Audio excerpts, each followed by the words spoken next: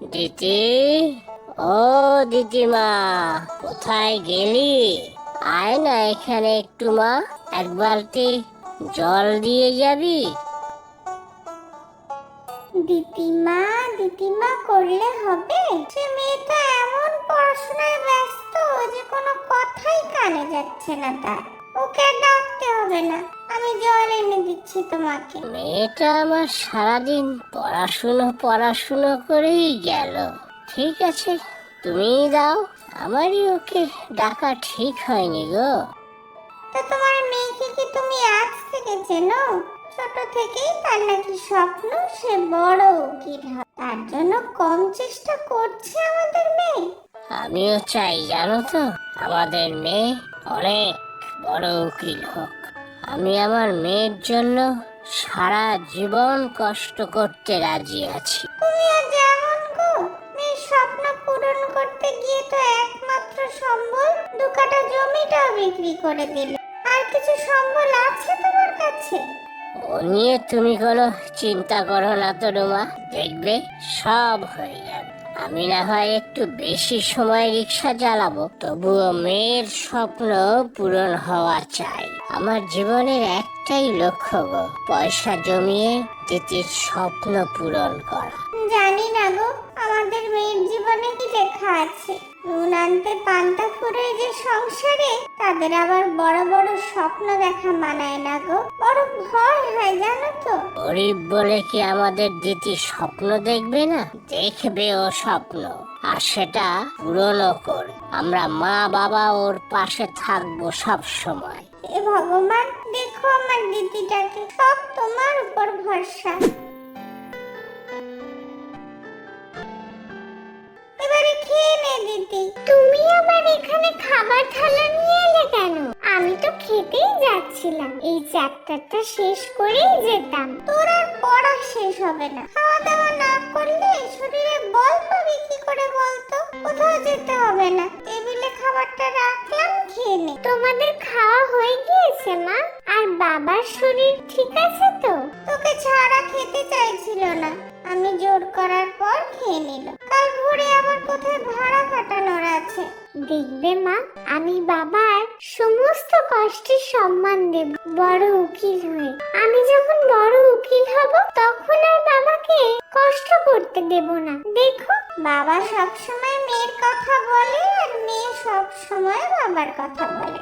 নে নে, এখন খেয়ে নে, অনেক রাত হলো। হ্যাঁ মা, খেয়ে নি, তুমি শুয়ে পড়ো, তোমাকেও তো ভোরে উঠতে হবে। আমি খেয়ে দে বাসন ধুয়ে রেখে দেব। ঠিক আছে, বেশি রাত জাগিস না, তাড়াতাড়ি শুয়ে পড়িস। বাবু এত সকাল সকাল কোথায় যাচ্ছেন? জরুরি তলব করলেন যে একেবারে। আর মেয়ে জামাই আসছে শহর থেকে, স্টেশনে যাচ্ছি গো। সকাল সকাল গাড়ি পাবো কিভাবে, তাই তোমাকে ডেকে নিলাম। অনেকটা দূর রাস্তা না।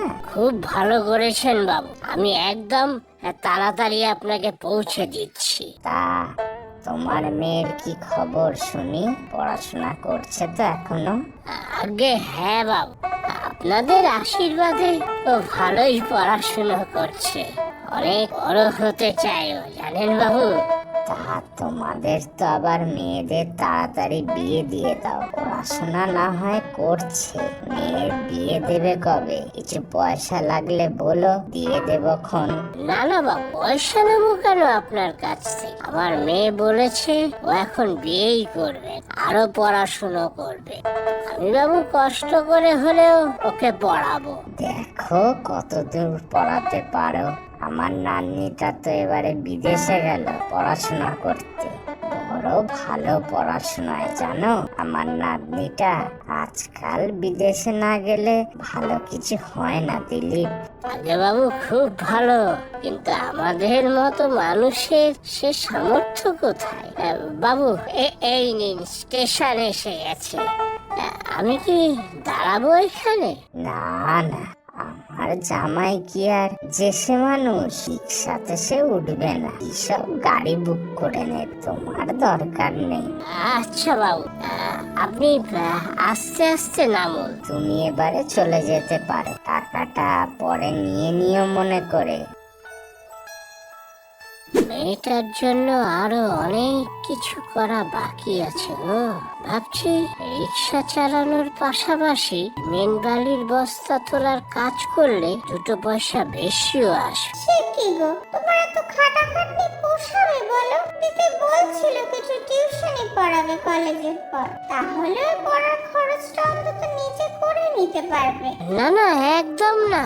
দিদিকে বলে দেবে এসব নিয়ে একদম না ভাবতে। আমি শুনেছি আইনি পড়ার অনেক চাপ, টিউশন করলে পড়ার সময় কখন পাবে? এই তো আর একটা বছর, কষ্টে শিষ্টে ঠিক চালিয়ে নাও। আজ পাশের বাড়ির মাসিমা বলছিল দিদির এখন থেকে ছেলে না দেখলে পরে বয়স বেড়ে গেলে নাকি বিয়ে দিতে অসুবিধা হয়। এখন শক্ত সামর্থ্য থাকতে মেয়েটার বিয়ে দিয়ে দিলে হয় না? তুমি একদম এইসব কথায় কান দেবে না, আমি বলে দিলাম। দিদির বিয়ে নিয়ে এখন কোনো কথা হবে না। দিদির স্বপ্ন পূরণ করাই এখন আমাদের স্বপ্ন। পারবো তো গো আমরা।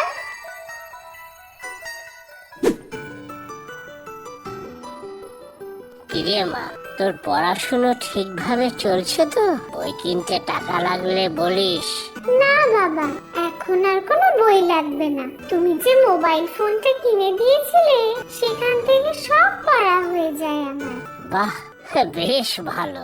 তুই যখন বড় উকিল হয়ে যাবি মা, তখন আমি সবাইকে বলবো আমি উকিল দিতির বাবা। কি যে বলো না বাবা, তাড়াতাড়ি চলো না, আমার কলেজে দেরি হয়ে যাচ্ছে। আরে দিলীপ, তুমি এখানে? ভাগ্যিস দেখা হলো তোমার সাথে। কেন বাবু, কিছু হয়েছে? না, কিছু হয়নি। আমার মেয়ে জামাইকে নিয়ে যেতে হবে এক জায়গায়, কি সব কেনাকাটি করবে বললো। ওদের সাথে সাথে থাকলে খুব ভালো হয়। ট্যাকেট ধরতে হতে পারে কিন্তু।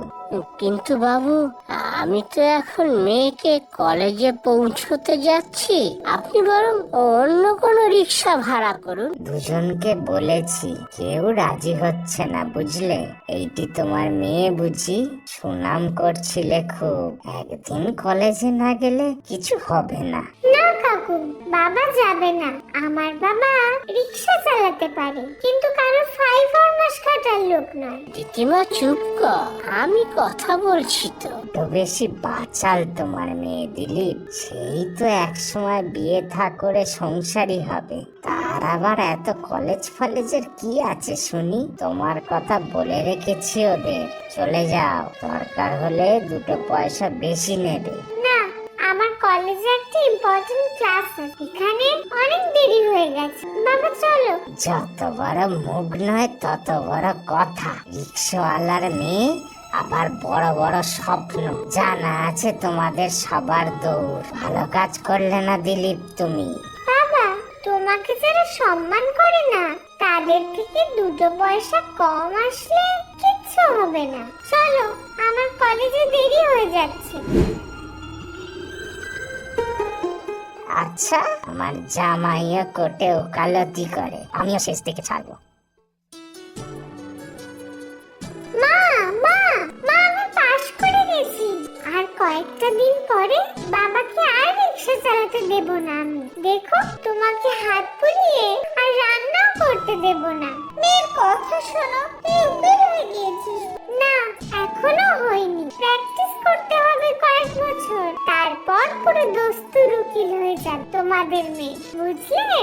বাবা কোথায় মা? তোর বাবা তো কাজে গেছে। মানুষটা দিন রাত খেটে যাচ্ছে রে তোর জন্য। খাওয়া দাওয়ার কথা তোর মনেই থাকে না। আমার আর তর্স হয়েছে না মা, কখন বাবাকে আমার রেজাল্টটা দেখাবো। বাবা খুব খুশি হবে, তাই না মা? পাগল মেয়ে আমার, তুই তো তোর বাবারই মেয়ে। আমার থেকেও তোর বাবার বেশি ভাবনা তোর জন্য। এখন হাত পা দিয়ে খেয়ে নে, বাবা আসলে বলিস কোনে। হ্যাঁ মা, খুব খিদে পেয়ে গেছে। ভাই দিলীপ, শুনেছি তোমার মেয়ে নাকি বড় উকিল হয়েছে এখন। আমার একটু কথা বলার আছে। আসলে ও তো এখন কোনো দরকার ছিল বাবু?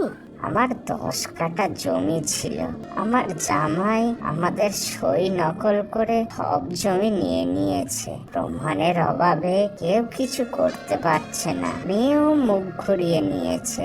ভবিষ্যতে ওই জমি তো আমাদের ভরসা দিলীপ। তুই তো সবে সবে উকিল হয়েছে, বড় কেস কি লড়তে পারবে? পারবে পারবে, ওই পারবে। এখানকার কোর্টে তো সবাই ওর নামই বলছে। একবার কথা বলিয়ে দাও না ভাই দিলীপ। ওই ওই তো দিতি আসছে, নিন কথা বলে নিন। বাবা বাড়ি চলো। দিদিমা, বাবু তোর সাথে কেস নিয়ে কথা বলবে বলছে। আপনি আপনি সুধীর কাকু না? হ্যাঁ, আমি সুধীর। তোর সাথে কথা ছিল, মানে আপনার সাথে। আমাকে আপনি তুই বলতে পারেন। আমি আপনার মেয়ের মতনই। আমি রিক্সাওয়ালার মেয়ে তো, অনেক কষ্ট করে এই জায়গায় এসে, তাই পা মাটিতেই আছে। আমার ভুল রে, আমার ভুল। আমাকে ক্ষমা করে দে তোরা। নিজের দম্ভের শাস্তি পাচ্ছি। যে মেয়ে জামাইয়ের জন্য এত কিছু করতাম, তারাই আমার সই জাল করে আমার জমি হাতিয়ে নিয়েছে। আপনার জামাই মানে? আপনি কি সার্থক বসে কথা বলছেন? হ্যাঁ হ্যাঁ, চেনো ওকে? শুধু আমি কেন, এই কোর্ট চত্বরে ওনাকে কেউ চেনে না এমন নেই। সাধারণ মানুষকে ঠকিয়ে ওকালতি করত। আপনি কোনো চিন্তা করবেন না, আমি কেসটা দেখছি। তুই আমাকে বাঁচালি দিদি, বাঁচালি। আমি গাড়ি এনেছি, চল গাড়ি করে আমার বাড়িতে চল। আমি জমির দলিলগুলো দেখাবো। গাড়ি নয়, আমি আমার বাবার রিক্সা করেই যাব। আমার তাতেই গর্ব। আপনি যান, আমি বাবা চলো। ঘরে ঘরে যেন তোর মতো মেয়েই জন্মায়। ধন্য দিলীপ, তোমার শিক্ষাকে কুর্নিশ জানাই।